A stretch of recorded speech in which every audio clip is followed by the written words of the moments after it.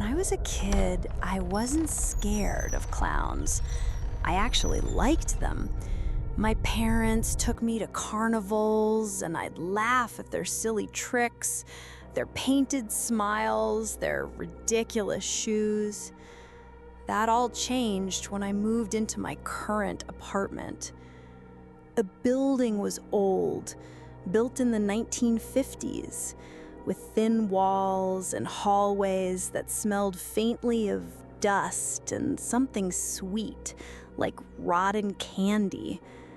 The landlord warned me that the place had quirks, like occasional flickering lights and pipes that groaned at night. I didn't mind. I was used to strange noises. But 3 weeks after moving in, I started hearing laughter. The first time, it was faint, so faint I thought it was coming from the street, a deep, wheezy chuckle that seemed to drift through the floorboards. I brushed it off, but over the next few nights, it kept happening, always around 3:15 a.m. It wasn't just laughter anymore. Sometimes it was humming, low and tuneless. Sometimes the sound of someone shuffling slowly across a floor. And once, the squeak of a balloon being twisted. I asked my upstairs neighbor if she heard it, but she swore the apartment above me was empty. Had been for years. One night, determined to catch whoever it was, I stayed awake. I sat in bed with my phone in my hand, ready to record. At exactly 3:15, the laughter began again, closer than before. I hit record. The sound grew louder, as if whoever it was descending stairs that didn't exist in my building. Then, the doorknob to my bedroom began to rattle. I froze. My apartment door was locked. I knew it was locked, but the knob kept turning back and forth, like someone was testing it. The laughter was right outside now, muffled only by the thin wood of the door. I gathered the courage to whisper, "Who's there?" The sound stopped. Silence. I thought maybe they'd gone until something slid under the door. It was a balloon, red, perfectly round. I stared at it, my pulse pounding in my ears. Slowly, it began to deflate, not with a pop, but with a long, slow hiss. And as the air escaped, I swear I saw the balloon's shadow on the wall stretch into the shape of a man with a wide, jagged smile. The next morning, the balloon was gone. No sign it had ever been there. I tried to move out after that, but every apartment I looked at fell through. Leases canceled, keys lost, landlords suddenly changing their minds. Now, every night at 3:15, the laughter comes again. It's right outside my door, waiting.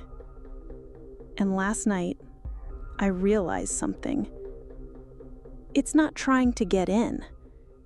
It's waiting for me to open the door. I'm not sure why I even joined that group in the first place. I wasn't the kind of person to believe in supernatural challenges or internet dares, but during the pandemic, I was spending too much time alone, scrolling through forums at night. That's when I found the thread. It was buried deep in a horror discussion board, with the title in all lowercase letters, "The Only Real Ritual." The first post was short, just an image of a handwritten set of instructions. No context, no warnings. The rules were simple. Start a live video call with exactly 3 other people at 3 a.m. Everyone must keep their camera on.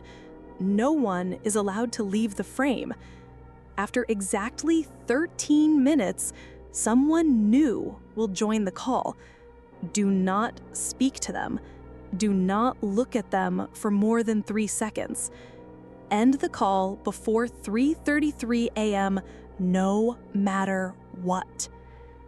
It was absurd, obviously fake, but that thread had hundreds of replies, most of them people claiming it worked, although their proof was always grainy screenshots or corrupted videos. I saved the instructions and forgot about them for a while. Then one night, after a few drinks, I decided to try it. I texted 3 friends who I knew would be awake: Alex, who was always gaming, Sarah, who was usually up painting, and Ben, who couldn't sleep without scrolling through TikTok for hours. I told them about the ritual, expecting them to laugh.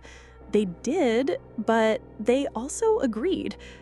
We started the call at exactly 3 a.m. At first, it was just jokes. We made fun of the rules, teasing about what kind of creep was supposed to join. I even held my phone up to my cat and said, maybe he'll be the special guest. Time moved slowly. Around 3:11 a.m., Sarah complained she was bored and almost hung up, but we convinced her to stay. Then, at 3:13 a.m., it happened. The screen flickered, just for a second. Everyone's faces froze, like a connection glitch. When it returned, there was a 5th window on the call. No one spoke. No one laughed. The new participant wasn't in darkness. They were in a dimly lit room, sitting perfectly still.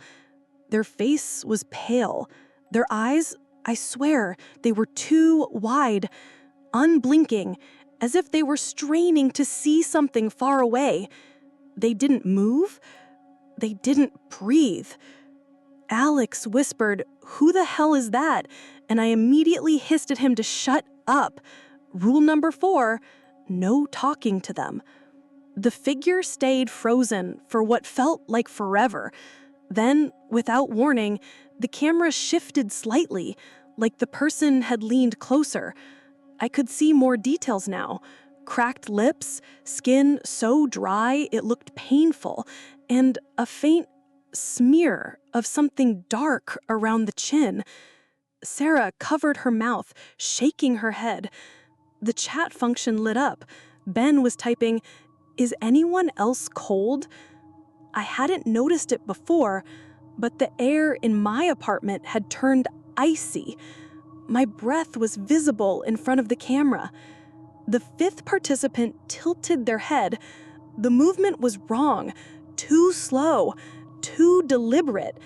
And then, as if they could hear our thoughts, they began to smile. It wasn't a wide grin, but a thin, precise stretch of the lips, as if they'd practiced it in front of a mirror for years. My phone buzzed with a private message from an unknown number. It just said, "Don't look away." My heart slammed in my chest. I couldn't take my eyes off the screen, but every instinct screamed at me to end the call. The clock read 3:31, just 2 minutes left. The figure started leaning closer and closer until their face filled the screen. Their eyes weren't human anymore, just 2 endless black holes that seemed to pull the light out of the room. I felt dizzy. My ears rang. Someone screamed. I think it was Sarah, but the sound cut out completely, replaced by a deep, low hum that made my vision blur. I remember slamming my phone down on the desk, tearing the battery out, desperate to stop it. When I checked the time, it was 3:35 a.m. I called my friends immediately. Alex didn't pick up. Ben's phone went straight to voicemail. Sarah's line rang and rang, but no one answered. The next day, their profiles were gone, completely erased. No social media, no contact info, like they'd never existed. But last night at 3:13 a.m., my phone lit up again. A video call request from 3 people I didn't know, and a fourth window that was already open. For most of my life, my bedroom had one small window. It faced the neighbor's fence, so there wasn't much of a view. I never thought about it much, until the night another window appeared. It was late January, the kind of night where the cold seems to sink into the walls. I'd been having trouble sleeping for weeks, waking up at odd hours for no reason. That night, my eyes opened to the faint glow of my alarm clock. 3 a.m. At first, I thought something was wrong with my vision. There was light coming from the wall opposite my bed, a wall that had always been solid. But now, in the middle of it, was a window. It was tall and narrow, framed in peeling white paint, and through it, I could see a street I didn't recognize. The pavement glistened as if it had just rained, and the lampposts cast long, warped shadows on the empty road. I didn't move. I didn't breathe. The window didn't look new. It looked old, like it had been there for decades. I remember thinking that maybe I was still dreaming, but the cold air seeping from it was too real. I watched the street for what felt like hours, but nothing happened. Eventually, I pulled the blankets over my head and forced myself back to sleep. By morning, the wall was solid again. The next night, I told myself it had been a hallucination, but at 3 a.m., my eyes snapped open, and the window was there again. This time, the street wasn't empty. Far in the distance, barely visible under the flickering streetlight, was a figure. I couldn't tell if it was facing me or not. It didn't move, didn't sway, just stood there. I stayed awake until dawn, keeping my eyes on it. It never moved, but I had the strangest feeling that if I looked away, it would. By the third night, I was dreading 3 a.m. I set alarms for earlier, tried to keep the lights on, even tried sleeping on the couch. None of it worked. When the time came, I was in bed again, and the window appeared. The figure was closer now, still motionless, but its head tilted slightly, like it was curious. The air pouring in was freezing. I could see my breath hanging in the room. I thought about calling someone, but the idea of turning my back to that thing made my stomach twist. Night after night, it came closer. By the 7th night, it was standing just outside the glass. It wasn't human. Its arms were too long, stretching down past its knees. Its skin was pale, almost translucent, and its eyes were black and glassy like marbles. It didn't blink. I remember thinking, if it's outside, I'm still safe. Then, it raised one hand, long, bony fingers tapping lightly against the glass. Tap, tap, tap. The sound was deafening in the silence of the room. I couldn't move. I couldn't scream. I could only stare as it leaned closer, pressing its face to the glass. Its mouth didn't move, but I heard it. Let me in. The window disappeared with the first light of dawn. My room was exactly as it had always been. But last night, it didn't wait for 3 a.m. I woke up at 2:17, and the window was already there. And this time, it was open. I used to laugh at those internet stories about cursed phone numbers. You know, the kind where someone gets a strange call at night and then something terrible happens. I always thought they were just urban legends, cheap attempts to scare people. But now, every time my phone rings in the dark, I feel my chest tighten and my skin crawl. It started last winter, during one of those nights when the cold seeps into your bones no matter how many blankets you pile on. I had been scrolling on my phone in bed, mindlessly watching videos when I noticed the time, 2:59 a.m. A few seconds later, my phone lit up. Unknown number. I froze. No one ever calls me that late. No one I know anyway. For a moment, I thought maybe it was an emergency. My thumb hovered over the green button, but something in my gut told me not to answer. Instead, I let it ring. When it stopped, I sighed with relief, but then I saw it. One missed call, and right underneath, the words, "No caller ID." I should have just ignored it, but curiosity got the better of me.